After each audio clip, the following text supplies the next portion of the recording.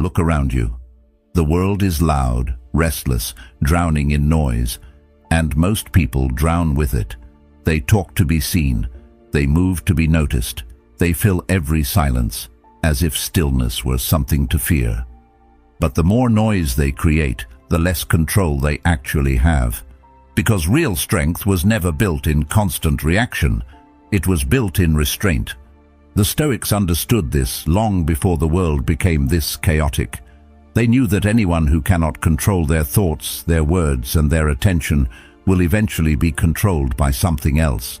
And somewhere along the way, it became normal to mistake activity for progress, expression for power, and distraction for purpose. But look closer. The ones who are truly grounded, truly focused, rarely need to announce themselves. They are not rushing to respond, not desperate to explain, not pulled in every direction by every passing thought. There is a quiet discipline in them, a kind of inner order, and it keeps them steady in a world that is constantly shaking. The mind moves fast, faster than most people realize. One moment, everything is calm. The next, a single comment, a shift in tone, or even a glance sends your thoughts spiraling. You replay what was said. You imagine what could happen. You build entire scenarios that feel real, even though they haven't happened. It feels like control, like preparation, like awareness. But slow it down. Look closely. Most of that thinking isn't helping you. It isn't solving anything. It's just pulling your attention away from where it actually matters. There's a habit people develop without noticing. They treat every thought as if it deserves a response, as if every idea must be examined, expanded, and taken seriously. But most thoughts are not important. Many are just echoes of fear, fragments of memory, conditioned reactions. And yet people hold on to them, analyze them, give them weight they were never meant to carry. That's where the exhaustion begins. Not from doing too much, but from thinking about too much that doesn't matter. This is where a shift begins, quietly, subtly. You start to see that just because a thought appears doesn't mean it's true. It doesn't mean it's useful. It doesn't even mean it deserves your attention. It's just there. And what you do with it, that's where your control begins. The Stoics didn't try to eliminate thoughts. They learned to filter them, to decide which ones deserved attention and which ones didn't. Because when everything feels urgent, your mind becomes a place of constant tension. You're always reacting, always adjusting, always trying to stay ahead of something that isn't even real. And over time, that becomes your default. But it doesn't have to stay that way. Like any pattern, it can be changed. It can be retrained. And it begins with something simple but difficult, letting thoughts pass without engaging with them. At first, it feels unnatural, even uncomfortable, because you're used to reacting, analyzing, following every mental thread to its end. But when you pause, even briefly, you create space. And in that space, something shifts. The urgency fades, the noise quiets, and what's left is something far more useful than constant thinking: clarity. Clarity doesn't come from adding more thoughts. It comes from removing the unnecessary ones. From recognizing that most of what passes through your mind doesn't need to be solved, fixed, or even understood. It only needs to be noticed and released. Over time, you begin to see patterns, the same doubts, the same assumptions, the same imagined outcomes repeating themselves, and instead of getting pulled into them every time, you start observing them, not as commands, but as habits. And once you see them clearly, they begin to lose their grip on you. This is where control quietly returns. Not control over everything around you, but control over where your attention goes. And that changes everything, because attention is limited. Every thought you engage with costs you something: time, energy, focus. And when that attention is constantly spent on things that don't matter, there's nothing left for what does. That's why this shift matters. It's not about thinking less for the sake of it. It's about thinking with intention, choosing where your mind goes instead of letting it wander. And when you do that consistently, something begins to stabilize. Situations that once overwhelmed you start to feel manageable. Reactions that once felt automatic become optional.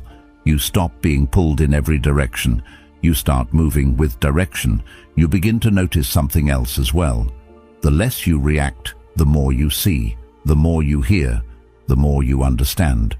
You're no longer caught inside every thought or every moment. You're slightly outside of it, aware, steady, observing. And that awareness gives you an advantage most people never develop. Because while others are reacting, you are choosing. While others are overwhelmed, you are clear. And that clarity doesn't come from doing more. It comes from doing less, but doing it with precision. That is the difference. Quiet, but powerful. Invisible, but undeniable. If this way of thinking resonates with you, then don't just listen and move on. Let it stay with you. Let it shape how you think, how you respond, how you live. And if you choose to subscribe, let it not be out of habit, but as a decision, a commitment to keep refining your mind, to keep removing what doesn't matter, and to keep building a life that is guided by clarity, not noise. As this becomes more natural, something else starts to fade. The constant need to analyze every situation, to predict every outcome, to prepare for every possible scenario. You begin to trust your ability to respond when it actually matters, instead of trying to control everything in advance. That trust reduces the noise even further. And in its place, there's a kind of calm that isn't forced. It's just there. This doesn't mean your mind becomes empty. It becomes focused, more selective, more deliberate. And that shift, quiet as it is, changes how you move through the world. Because when your mind is no longer reacting to everything, you're no longer being pulled in every direction. You're choosing where to go. And that choice, simple as it sounds, is where everything begins to change. When the mind is scattered, speech becomes scattered too. Words start flowing without direction, not because there is something meaningful to say, but because silence feels uncomfortable. People speak to fill gaps, to avoid being overlooked, to defend themselves before they are even challenged. Conversations become less about understanding and more about being seen, being heard, being acknowledged. And over time, this constant output begins to dilute the value of what is being said. When everything is expressed, nothing stands out. There is a subtle difference between speaking with intention and speaking out of impulse. Most don't notice it because the habit forms early. A thought appears, and almost immediately it turns into words. No pause, no filter, no reflection. It feels natural, even necessary. But when you begin to slow that process down, something unusual happens. You start catching yourself before you speak. You feel the impulse rise, but instead of acting on it, you let it pass. And in that brief moment of restraint, you realize how much of what you were about to say wasn't needed at all. At first, this restraint feels strange, almost like you're holding something back that should be released. There's an internal pressure, a sense that silence might be misunderstood, or that not speaking could make you seem less engaged. But that discomfort doesn't last. It fades as quickly as it appears, and in its place, something far more valuable begins to develop. Awareness. The kind that only emerges when you're no longer busy preparing your next sentence. As this awareness grows, your perspective shifts. Conversations become less about participation and more about observation. You're no longer trying to insert yourself into every moment. You're allowing the moment to unfold, taking in more than you give out. And ironically, this makes your presence stronger, not weaker. Because when you do choose to speak, it comes from a place of clarity rather than reaction. There's a weight to words that have been considered, a precision that can't be faked. When you speak less, each word has more space around it, more room to be heard, more time to be understood. People begin to notice this, even if they don't consciously realize why. They listen more closely. They pay attention, not because you're louder, but because you're more deliberate. This doesn't mean withdrawing completely or becoming distant. It means being selective, understanding that not every thought needs to be shared, not every opinion needs to be voiced, and not every silence needs to be filled. That selectivity becomes a form of control, not over others, but over yourself, and that control changes how you move through conversations. You start to recognize how often people reveal more than they intend simply by speaking too much. They explain when no explanation is needed. They justify when no one asked. They expose their doubts, their insecurities, their plans, all in an effort to connect or be understood. But in doing so, they give away clarity they could have kept. And once you see this pattern, it becomes difficult to ignore. Over time, this shift becomes natural.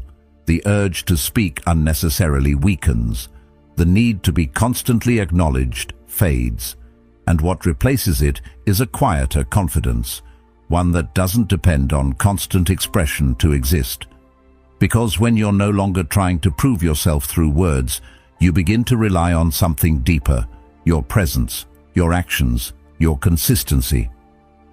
There's a reason why measured speech has always been associated with wisdom, not because silence itself is wise, but because it reflects control. It shows that you're not driven by impulse, not reacting to every thought, not compelled to fill every gap. That kind of control is rare, and because it's rare, it stands out. The Stoics understood this well. They saw speech as something to be used carefully, not freely, not restricted out of fear, but refined through awareness. We have 2 ears and 1 mouth so that we can listen twice as much as we speak. That idea isn't just about communication. It's about balance, about knowing that understanding comes more from receiving than from expressing. As you continue to practice this, something else becomes clear. The less you speak, the more you notice how much others rely on constant talking to feel secure. It becomes almost visible. The interruptions, the over-explanations, the need to control the direction of a conversation. And instead of being pulled into that pattern, you remain steady, listening, observing, choosing when to engage. And when you do speak, it's different. Not rushed, not reactive, not scattered. It's clear, direct, intentional. And because of that, it carries more weight than a stream of unnecessary words ever could. This is where the shift connects back to something deeper. Thinking less doesn't mean thinking poorly. Speaking less doesn't mean having nothing to say.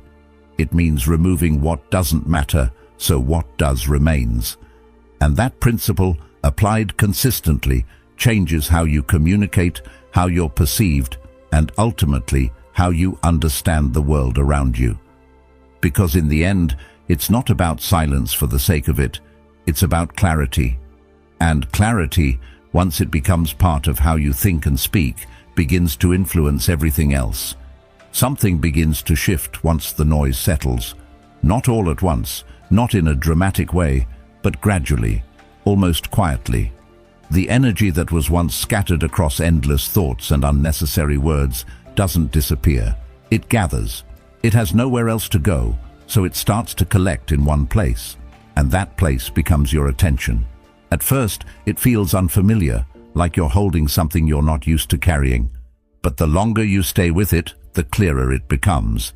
This isn't emptiness, it's concentration. As Marcus Aurelius wrote, the happiness of your life depends upon the quality of your thoughts. Most people never experience this fully because their attention is constantly pulled in different directions. A little here, a little there. One idea followed by another, one distraction layered on top of the next. It creates the illusion of movement, but not real progress. Because when your focus is divided, your effort is divided. And when your effort is divided, nothing gets the depth it needs to grow. It's not a lack of ability that holds most people back. It's the absence of sustained attention. That realization can be uncomfortable. It challenges a common belief that doing more leads to becoming more. But in reality, it often leads to the opposite. More tasks, more ideas, more directions, each one taking a piece of your energy until there's not enough left to do anything well. And over time, that scattered approach becomes a habit. You start something, then move to something else before it's complete. You shift directions not because it's necessary, but because your attention can't stay still long enough to see anything through. When that pattern is interrupted, even slightly, the difference becomes noticeable. You choose one thing and stay with it. Not because it's easy, but because you've decided it matters. And that decision changes how you approach it. You're no longer rushing or dividing your attention. You're present, fully engaged. And in that state, something begins to develop that can't be replicated through scattered effort. Depth. Depth takes time. It requires patience. It demands that you resist the urge to switch, to check something else, to chase something new. And that resistance is where most people struggle. Not because they don't understand the importance of focus, but because they're not used to maintaining it. The moment it becomes difficult, the mind looks for an exit, a distraction, a different task, anything that feels easier in the moment. But every time you give in to that impulse, you reinforce the habit of inconsistency. Staying with one thing, especially when it becomes challenging, starts to reshape that habit. It builds a different kind of discipline. Not loud or visible, but steady. The kind that doesn't rely on motivation to function. It's not about feeling ready or inspired. It's about continuing because you've chosen to continue. And that choice, repeated over time, creates momentum. As that momentum builds, your relationship with work begins to change. Tasks that once felt overwhelming become manageable, not because they've changed, but because your approach has. You're no longer splitting your attention between multiple things. You're giving one thing the space it needs to develop. And in doing so, you begin to see results that weren't possible before.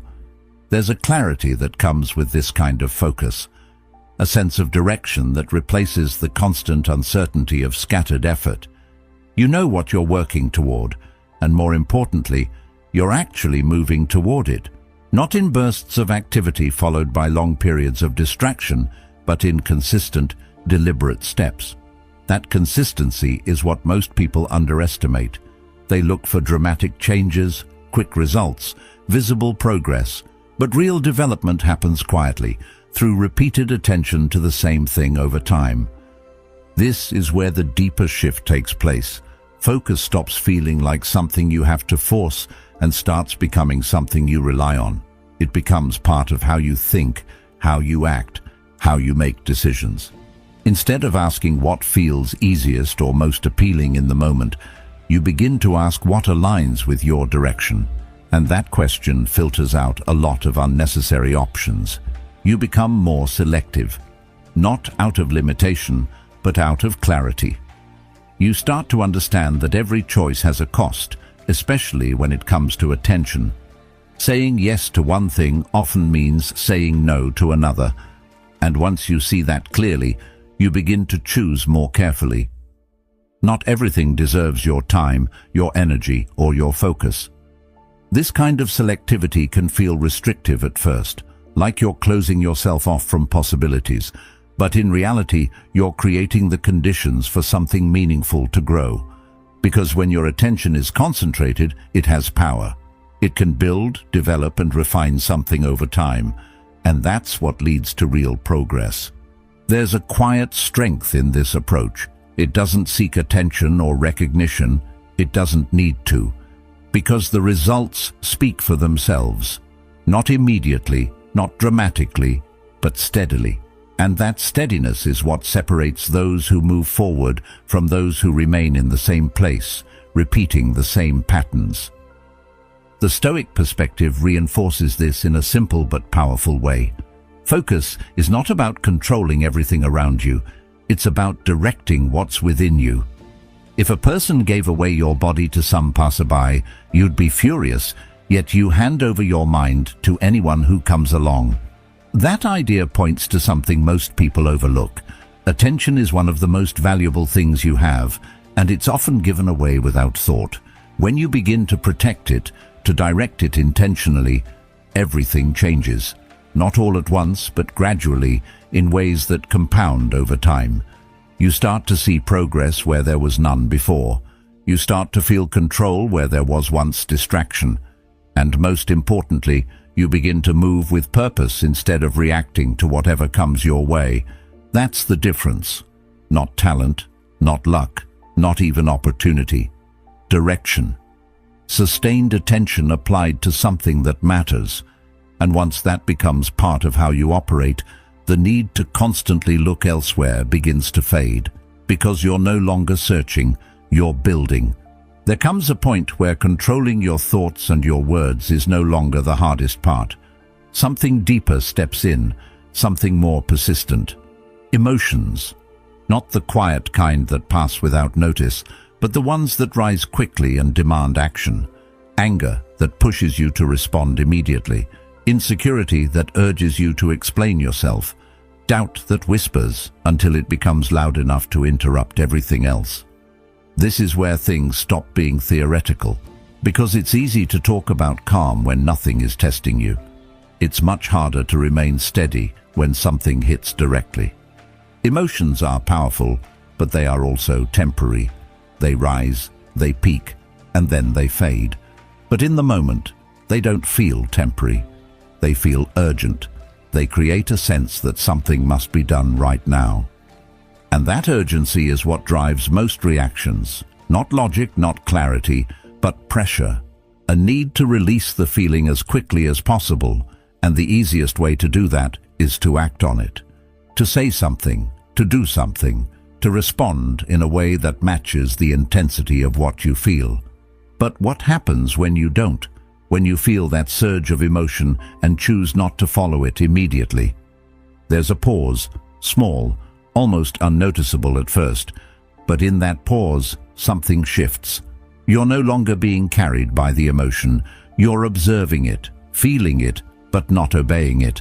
And that distinction changes everything, because the moment you can separate what you feel from what you do, you begin to regain control. This is where discipline moves from idea to action. It's not about eliminating emotion. That's not possible, and it's not the goal. The goal is to stop being ruled by it, to allow it to exist without letting it dictate your behavior. And that requires awareness, not just of the situation, but of yourself.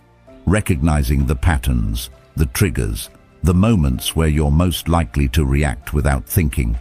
Over time, you start to see those moments more clearly. The slight tightening in your chest when something bothers you. The quick shift in your thoughts when you feel challenged. The impulse to respond before you've fully understood what's happening. These are signals, not commands. And once you begin to treat them as signals rather than instructions, your response changes. Instead of reacting immediately, you wait. Not passively, but intentionally. You give yourself space to understand what's actually happening, not just what it feels like is happening. And in that space, your perspective widens. You start to see more than just your initial reaction. You consider consequences, context, timing. You move from impulse to decision. This doesn't mean you become slow or hesitant. It means your actions become deliberate. You respond when it matters, not when it's easiest. And that distinction is what separates controlled behavior from reactive behavior. One is chosen, the other is automatic. There's a certain strength in being able to remain steady when everything around you is pushing for a reaction. Not because you're suppressing what you feel, but because you're choosing how to express it.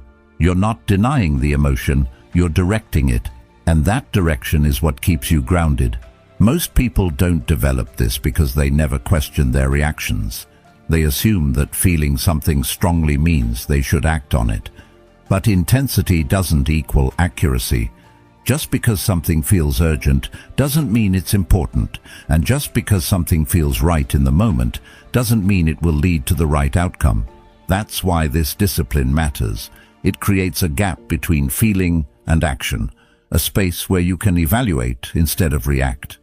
And that space, even if it's brief, gives you control. It allows you to choose your response instead of defaulting to it.